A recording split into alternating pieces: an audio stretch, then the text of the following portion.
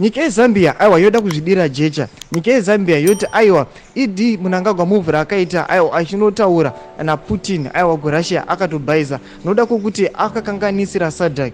Noda kuti vachitaura mashoko vanotaura mashoko kuti aiwa Idi Mnangagwa akamhanya kunotaura problem yake kune mamwe mabig brother countries but achitadza kuenda pane nearest union yeSabc. Sanopinda mashoko abudisiwa itagwa neZambia vachada kuboycota aiwa championship wa Idi Mnangagwa. Noti bo subscribe like kuti na unde bell icon. Noti pina pano pa hendo fanyo pachinzi panopostwa picture ra Hichilema president wekuZambia. Totaona prominent activist wekuZambia anonyora achiti President Hichilema must retain Sabc chairmanship.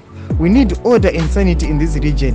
We don't want game changers and hyena traders near that seat. Saka tiri kuti aiwa vanhu vekuZambia vakuti aiwa uchampionship aiwa wakuda kunopiwa Idi Mnangagwa toda kuboycota, toda kuumisa, toda kuti aiwa Hichilema adzokere kuita aiwa chairman aiwa weSabc kuti ndiye aimbochibata chigaro ichi vachiti aiwa ngachirege kuenda kuna Idi Mnangagwa nekuda aiwa kwemeeting yakanoita naPutin. Muri Zimbabwe chimotudze kudi pamusoro mashoko autaugwa, mashoko ari kunzi aiwa Idi Mnangagwa is a game changer. Idi Mnangagwa auda kuchinja zvinhu and arikuda kutrada nyika Southern Africa. Chimotudze mafungiro enyu nokudi pamusoro pemashoko avo pinai comment section medu kuti mafungiro enyu.